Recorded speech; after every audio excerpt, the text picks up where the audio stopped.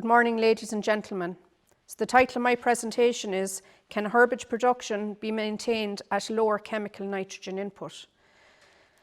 As we know, dairy farming is facing many ongoing and future challenges, including the Green Deal target of reducing nitrogen fertilizer input by 20%. We also have the renegotiation of the nitrates derogation this year, and there are targets to be met in terms of water quality and greenhouse gas emissions.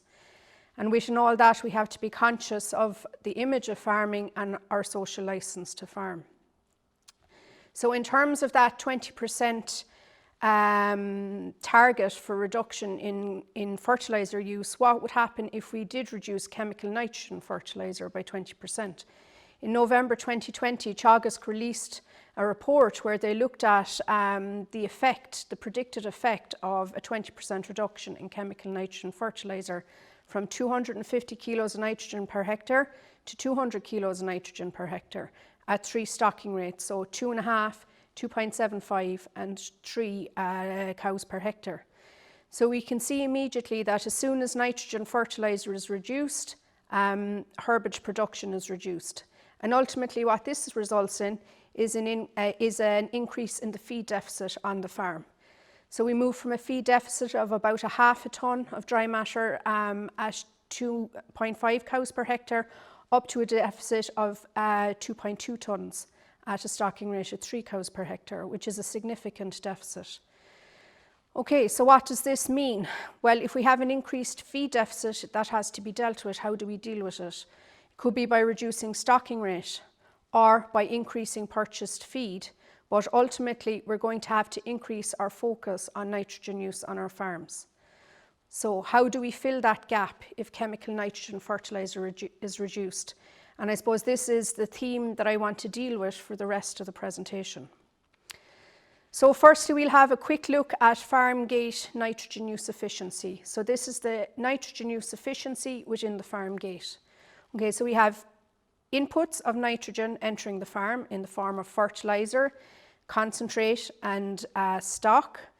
Some of this cycles through it all cycles through the farm, but some of it then leaves the farm in terms of in product. So nitrogen leaves the farm in the form of milk and in live weight, be it cull cows or calves or surplus stock sold. Okay, so then that nitrogen use efficiency is the efficiency with which we use that nitrogen entering the farm in terms of converting it into product leaving the farm. And the industry target for nitrogen use efficiency is 35%. So where are we at the moment? So on this slide here, I'm showing the national average nitrogen use efficiency for 2019 based on National Farm Survey data. So the average dairy farm is stocked at 2.11 cows per hectare, or livestock units per hectare. Concentrate use is 1,144 kilos per cow, and fertiliser applied is 177 kilos per hectare.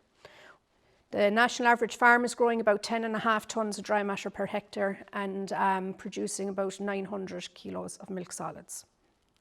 Okay, this is resulting in a nitrogen surplus of 176 kilos of nitrogen per hectare and a nitrogen use efficiency of 24%. So basically 24% of the nitrogen entering the system is being sold in product. Okay, so in terms of research, where are we? So the 2 columns to the right are showing the nitrogen use efficiency at Moore Park, firstly on a grass-only system getting 250 kilos of nitrogen per hectare, and then a grass clover system getting 150 kilos of nitrogen per hectare. Both of these systems are stocked at the same stocking rate, which is 2.6 cows per hectare, receiving the same quantity of concentrate of 367 kilos per cow, and they're growing similar quantities of herbage, which is 13.6 tonnes of dry matter per hectare. Okay, so the grass-only treatment is receiving 229 kilos of nitrogen across the year, while the grass clover was getting 156 kilos of nitrogen across the year. In terms of milk solids sold, on a per hectare basis for the grass only, it was 1,261 and 1,339 for the grass clover. Okay, and all this results in a lower nitrogen surplus per hectare compared to the national average, and a greater nitrogen use efficiency. So the nitrogen use efficiency for the grass only is 40%, and for the Clover 150 it's up to 58%. Now bear in mind I said this is a farm gate nitrogen balance, so we're not taking into account the nitrogen fixed by Clover on the Clover treatment. So the increase in nitrogen use efficiency there is coming from reduced fertilizer input and increased milk solids sold. So there are two main areas that you can focus on your farm to make better use of the nitrogen that's available. So the two areas are nutrient management and white clover contribution on farm. So looking at nutrient management first. So the first thing we need to consider is making better use of slurry that's available on the farm. So we know, but there's no harm in recapping, that there is differences in terms of nitrogen availability based on the method used to apply the slurry. So with splash plate, the average availability is around 46%, and that increases to 65% when low emission slurry spreading techniques such as trailing shoe are used. So what does this mean, I suppose, in terms of the slurry you apply? So on the available nitrogen per 1,000 gallons of cattle slurry, if we apply slurry using splash plate, is about 6 kilos of available nitrogen in spring and 3 kilos available in the summer. But once we use less, that increases to 9 kilos in spring and 6 kilos in summer. Okay, so the big message here is, if you can, it's better to use slurry in spring before summer to get the best use of the nitrogen in that slurry. So then, okay, we know we should apply it in spring and using less if we can. So how do we plan that slurry use? So if we apply 2,500 gallons of slurry per acre in the spring, that's the equivalent of about 23 kilos of nitrogen per hectare if we use something like trailing shoe. So we can potentially replace nitrogen fertilizer on up to 2/3 of the milking platform by applying slurry in January, February time to the third of the farm with the lowest covers, and in February and March to the first third of the milking platform that was grazed. And overall, across the milking platform, that's a potential reduction in the requirement for nitrogen fertilizer of about 15 kilos. Okay, then looking at slurry ground, which is the other main place where we use slurry. So again, if we use 2,500 gallons per acre, depending on when we apply it, this is going to give us a saving of about 15 to 20 kilos of nitrogen when we apply using less. But it's important here to remember that there is nitrogen in that slurry, so we should reduce nitrogen fertilizer accordingly. Okay, and the big take-home message in terms of slurry really is, if you're spreading your slurry by less, you should be spending less on fertilizer. Okay, moving on to mid-season management. And before I start to talk about mid-season management, it's really important to be aware that what I'm talking about is in the context of having optimum soil fertility. So having your P and K at index 3 and your pH over 6.3. Okay, so the first thing you need to consider is soil mineralization. So what is soil mineralization? Basically, soil mineralization is the background nitrogen that is released from the soil. And this is that nitrogen is held in the organic matter in the soil. It's not readily available for plant growth, but through mineralization process, that nitrogen is made available for plant growth. And what it requires is high temperature. So we generally see soil mineralization increases as soil temperature increases.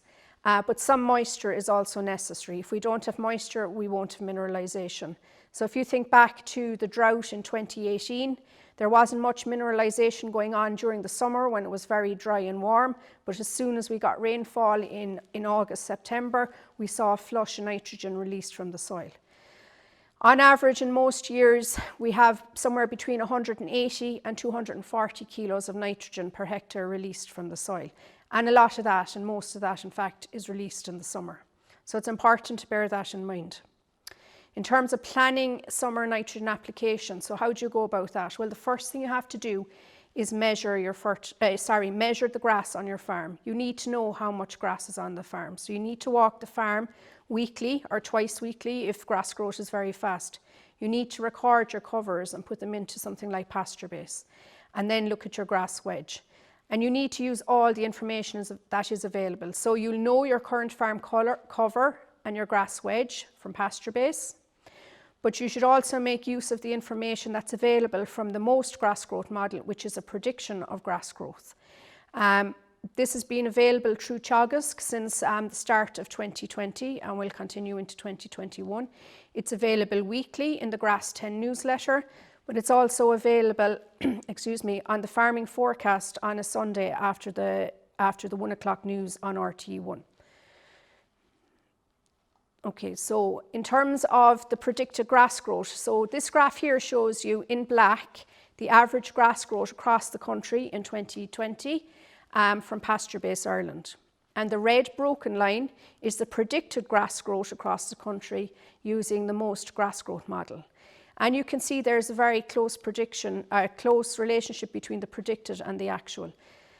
And the important thing to take from the grass growth predictions is not the absolute figure, because that's going to vary farm to farm, but it's the trend. So is the trend continuing to increase, or is it starting to decrease, or is it about the same as it was last week? So then using the information that you have, you can make some decisions around developing your mid-season nitrogen fertilizer plan. So firstly, how much grass do you need? What's the demand on the farm? How much grass is on the farm? That information you'll have from pasture base based on your farm covers. What growth is predicted, which you can get from either the farming forecast or the Grass 10 newsletter. Then the next thing is, if there is slurry left over on the farm, consider using that and applying it using less. Then be aware of the weather and the growing conditions. Are conditions conducive to growth, or, for example, is there a drought? Other things to think about, you should consider calibrating your fertilizer spinner, because if you don't calibrate it, you're not sure if you're accurately applying the quantity of fertilizer you want to apply. The other thing is, consider using GPS for fertilizer spreading. The reason for using GPS is it will avoid overlapping. Okay. Finally, this is, I suppose, something that we can all probably think about straight away. Are you making surplus bales in every rotation on your farm? If you're making more surplus bales than you require to fill gaps in the spring or the autumn, then you probably have too much nitrogen in the system, and there's a good opportunity here to reduce some of the nitrogen fertilizer that's being applied in the mid-season. Okay, so the next area then is white clover. So I've put together here a table showing the results from the Moore Park grass only, getting 250 kilos of nitrogen per hectare, compared to the grass white clover getting 150 kilos of nitrogen, systems that we've had in place for the last 8 years. Both systems are run at the same stocking rate. They have similar annual annual herbage production at about 13.5 tonnes of dry matter per hectare. Silage conserved is similar. The quantity of silage fed during lactation is slightly higher on the white clover treatment, and a lot of that extra silage is actually fed in the autumn rather than in the spring, but again, it's a small quantity. The average clover content over the last 8 years has been 22%, and we have in fact some of the swards in this system, about 50% of them are 8 years old, and about another 30% are 7 years old. The milk yield per cow and the milk solids yield per cow are greater for the grass white clover treatment by about 243 kilos for milk yield and 20 kilos for milk solids per cow. Concentrate fed per cow was similar across the two treatments, and as I mentioned already, nitrogen use efficiency was greater on the white clover compared to the grass only. So I suppose, to summarise the main benefits of white clover from both the Moore Park research and our other research in Teagasc, we see increased herbage production when we include white clover in the sward, up to about 1.5 tonnes dry matter per hectare. We also see increased milk solids production at about 20 to 50 kilos of milk solids per cow. And we know that clover fixes nitrogen and makes it available for plant growth, and ultimately that means there is a reduced requirement for fertilizer nitrogen. We do need our swards to have about an average annual clover content of 20% if we're to get these benefits. So how do we maintain 20% clover in the sward? So here I have a graph showing the average sward white clover content at Clonakilty in the dark green line and Moorpark in the lighter green line over the last number of years. And you can see clover content increases across the year and it peaks in around September. So the first thing to say about managing white clover swards is that we're using the same grazing management targets as we use on grass-only swards. In the spring, you need to be conscious of achieving and hitting your spring targets and the targets in the spring rotation plan. Early nitrogen and slurry should be applied and minimise poaching as far as possible. In the mid-season, it's important not to build pre-grazing yield greater than 14 to 1600 kilos of dry matter, and it's important to achieve our 4 centimetre residuals. The April to July period is the ideal period for oversowing and reseeding clover into swards. And then finally, autumn management. We do need to build our rotation during the autumn as we do in grass swards. We need to hit our autumn targets so that we have grass available for grazing in the spring. And residuals are as important as in a grass-only sward. The swards need to be cleaned out to about 3.5 centimetres. So within this, I suppose, profile of growth across the year, this period here from about May to August offers us the opportunity to reduce fertilizer nitrogen. So how do you go about looking at reducing nitrogen fertilizer? So what I have on this slide here is a nitrogen fertilizer application strategy that we've used on the grass clover and the grass-only swards at Moorpark for the last 8 years. So the grass getting 250 kilos of nitrogen per hectare is in the yellow column, and the grass clover getting 150 kilos of nitrogen per hectare is in the blue column. And you can see nitrogen application is the same for the first 3 applications. And this is because if you think back to the previous slide, clover is making a small contribution to the sward in this part of the year. And we have a demand for grass and to feed our cows early in the spring, so we need to grow that grass. So the opportunity to reduce fertilizer comes in the second half of the year. And in this period, we can reduce the fertilizer applied by about 100 kilos of nitrogen per hectare. And we're taking advantage of the nitrogen fixing ability of the clover to supply nitrogen for growth. So we can see clearly that white clover presents a huge opportunity to reduce nitrogen fertilizer on our farms with no effect on herbage production. So how do you go about getting clover onto your sward? So I have 4 simple steps here, probably a little bit simplified, but they're here regardless. So firstly, you need to select the paddocks that you're going to either oversow or reseed, okay? You need to have the soil fertility right on those.